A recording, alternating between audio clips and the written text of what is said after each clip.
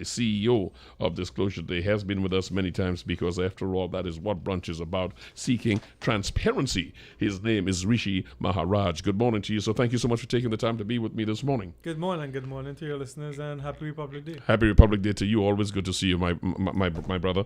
Let us look into the area now of the Joint Select Committee listening. I've been listening to them all the time because what they are trying to pierce is the madness that brought us in the transport between Trinidad and Tobago, which is the Sea Bridge.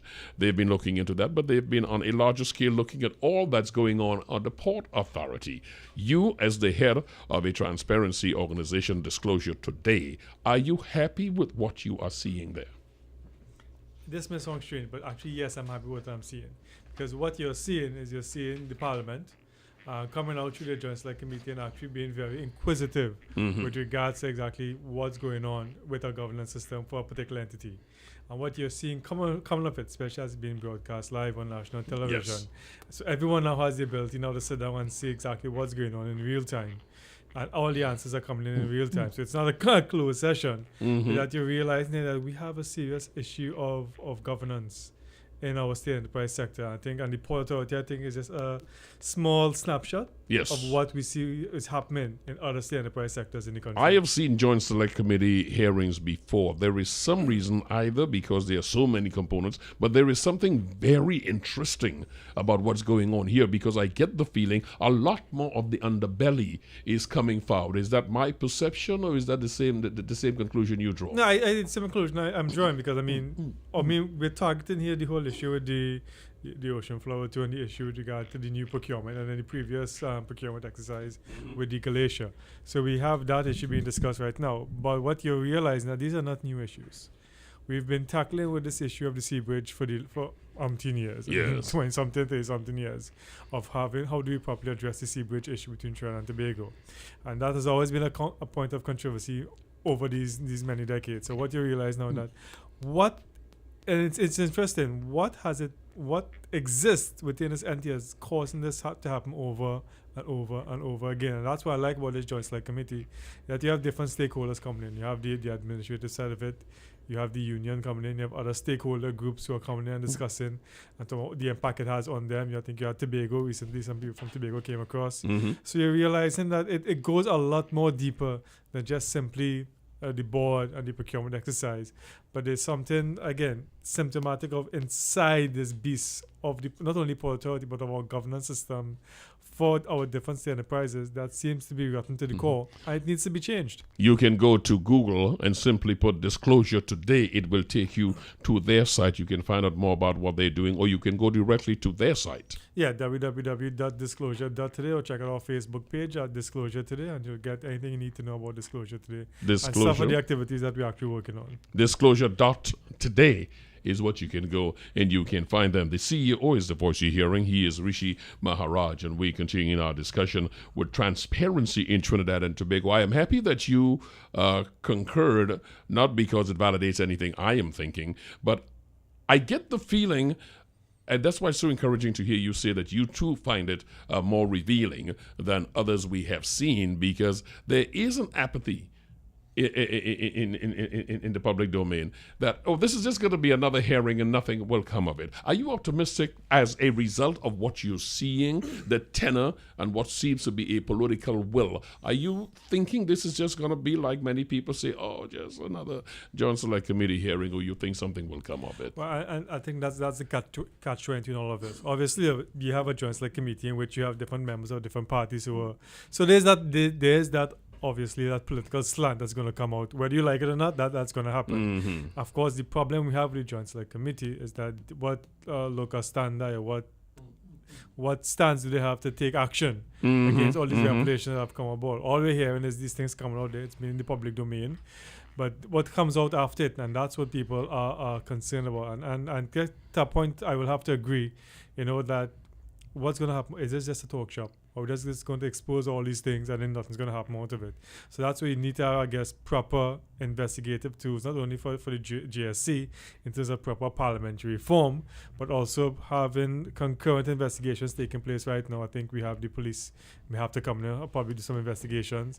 What's the role of the Auditor General in all of this with regards to auditing the whole idea of the Port Authority and how the Port Authority is working. The Integrity Commission is probably also going to have to come in because you're hearing certain things regards to ministers. So the whole idea of integrity in public life. So all these different entities that exist that have to have some kind of play. We need to see some kind of finalization onto this. It is rather disturbing. People no longer want to see a talk shop anymore. People want to see exactly. action coming out of it. And I think those who are in charge of this Joint Select Committee hearing, and I would assume it would be the government of the day, they are very much aware of this as well. You have been in government, you have been at your position of Disclosure Today for a very long time. You see things come and things go. Is there a disappointment from you? Because I have it. I mean, one can expect some degree of partisan politics, but sometimes I think, particularly in this hearing on the port, you get the feeling that the agenda of partisan politics replaces the urgency of proper follow-through on some of the bigger issues. Is that my perception, or are you getting that too? No, I'm getting that also. I mean, you'll have, for example, the chairman of the Joint Select Committee, who is obviously loyal to one political party, and obviously his play will be one to embarrass the current government of the day, highlight some of the issues that went on with this procurement, the minister's involvement, the board, and then you have other members of the Joint Select Committee who are loyal to other members of the current government who may want to say, well, okay, yes, no, don't jump so far.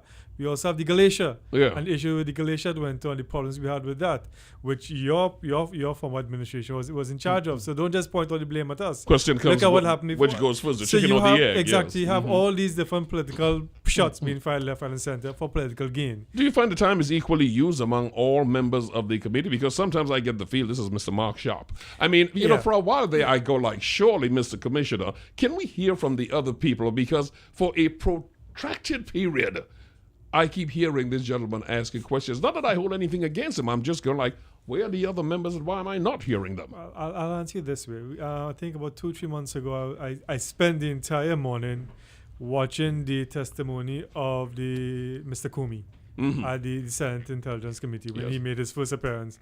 And in that committee, you had all the senators who were members of the Senate Intelligence Committee present. And how it started off with the chairman making a quick remark, followed by the vice chairman of the committee. They had their allotted question time, I think 20 minutes, stuff like that. And then they systematically went through each other senator to ask a question to Mr. Comey. So, I mean, at the end of the day, each person, whether they're Republican or Democrat, got to ask a question. So we can learn something from that. I think you can learn something. Obviously, the chairman of the Joint Select Committee runs the show, so he gets to dictate exactly what goes on, what happens, and together with the technocrats, be able to structure the whole interview process in terms of what goes on in the Joint Select Committee. But I think, it's something new that we're now learning. We're now getting to this whole idea of a Joint Select Committee and Parliament being more proactive in its investigating powers. But I think, obviously, we need to have a real look at the way it allows for other members to be able to come now and ask pertinent questions. That will be very important. That is going to be very useful because it cannot be a situation where you sit down following and in some cases misrepresenting testimony that was given before.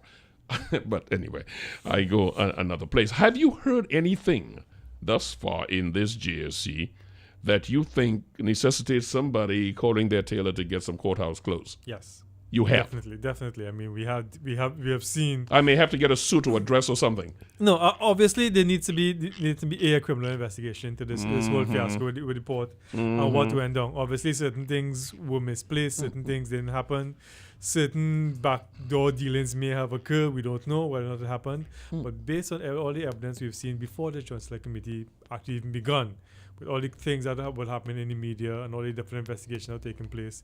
And then you had the Prime Minister coming out and stating, well, this thing stinks to the high heavens. And now you have an investigator, his own personal investigator, Mr. Mute, who apparently sent in a report to him that he promises to make in the public domain. And then all the allegations that come out in the Joint Select Committee. Obviously, at the end of the day, what we realized, the big conclusion is that something went wrong. And people need to have to answer for what went wrong. Either the politicians or the technocrats, but somebody needs to answer to exactly what went on. Because we're talking about millions of dollars in monies that we just cannot afford to waste right now in the current economic climate to deal with issues that are pertinent not only to Trinidad, but to Tobago and livelihoods of people. Rishi Maharaj, CEO of Disclosure Today, is my guest. I've got tight time this morning because of the amount we're doing. I've got to touch the budget with you, but just before I do that, are you And I know we are waiting till the conclusion of the hearing and maybe a report from them. But thus far, would you say that you are persuaded in any way and convinced by the representation made by the Prime Minister that the country was being blackmailed by what was being asked of the country by the agents of the Galatia? Or is your jury out on that? I think my jury is out now. I think your jury is out. At the end of the day, you need to have, I mean, it's quick to come out and say, well, yes, no, whatever. But I think at the end of the day, the Prime Minister made a statement. But obviously, there are always three sides of the story. My side, your side, and the truth. I mean, the Prime Minister's come out with his personal version. Obviously, I'm sure the contractors for the Galatia will come out with their own side of the story to contradict the Prime Minister. So at the end of the day, I think we need a very impartial investigation into the whole fiasco dealing with the Port Authority and all the actions of the Port Authority that's unbiased, free of political interference, free of political bipartisanship, and get to the whole idea of exactly. It is going to be really interesting when you get the people from the Galatia inside of there to explain who they are agent of. But anyway, that's a different discussion. Rishi, the Minister of Finance, I've got 5 minutes, so let me work on this really tightly. The Minister of Finance is going to give the nation the budget speech. Folks are holding their breath. Some folks are saying, well, look, it could be but this bad, but it's not going to be that bad. Others are saying we need some draconian measures to arrest the fact that we have not increased our revenue collection and expenditure must be cut. Cutting expenditure may mean, even though the Prime Minister made a commitment with JTUM that no more layoffs will happen till the end of the year, but the budget could be talking about some real Gova days come January next year. What are you anticipating? I'm anticipating a budget that really tries to cap government expenditure on the whole, because I think we're spending too much. I mean, I did some stats just recently over the last 10 years, from 2006, 2007 to the fiscal 2016. We have gained in revenue close to $490 billion and spent close to $523 billion. So obviously we're spending more money than we're making. So obviously there needs to be a way to cap government expenditure, one, but you don't want to cap government expenditure to such extent that you stall the economy. Yes. And then we also have to look at ways of that critical word that we don't seem to understand exactly what it means, diversification.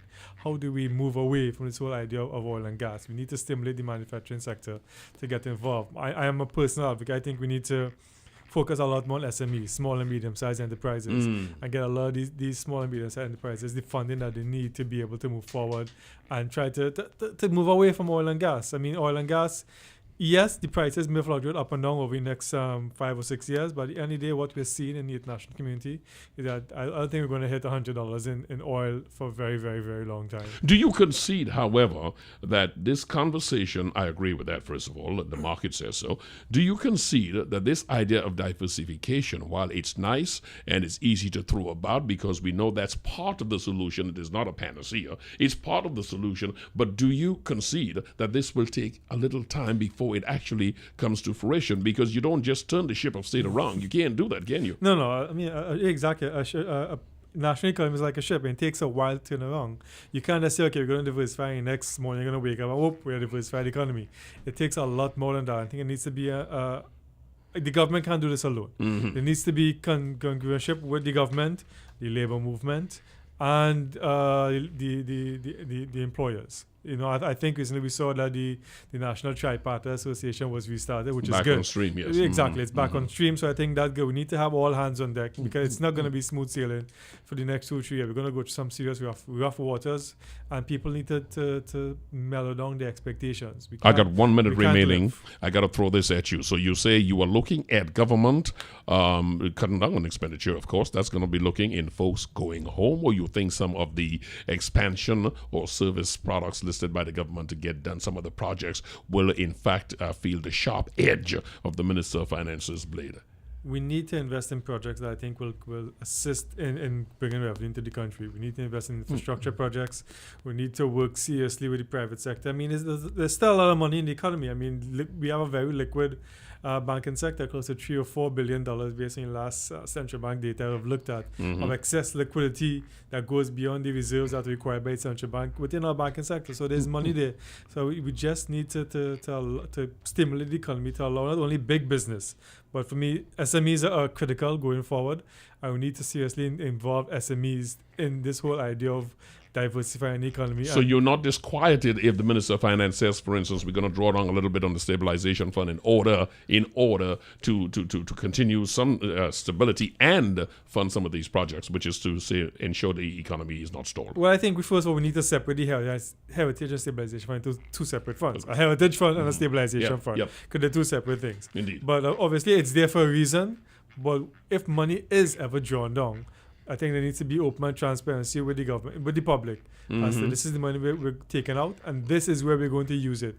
People are now looking forward to seeing outputs. We don't longer want to see outcome. We don't longer want to see buildings going up and stuff like that. But we need to see meaningful results coming out of whatever project we put our money into. It is always good to see Rishi Maharaj, who is the CEO of Disclosure Today. Again, remind folks where they can go. And there is something they should know too. Information that they've been seeking about transparency in government. If they have been unable to do it, you will do it on their behalf. Yes, exactly. We assist anybody who wants to make a freedom of information request and don't want to put it in their name.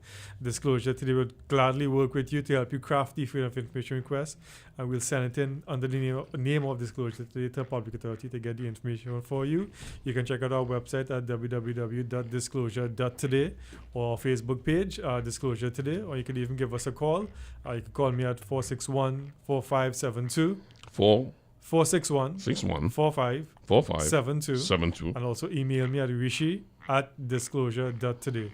And we're willing to work with anyone seeking to get information. Rishi Maharaj, thank you so much. You have a wonderful Republic Day today. You too. And be seeing you soon. That is the easiest thing to say with you is that we'll be seeing each other soon.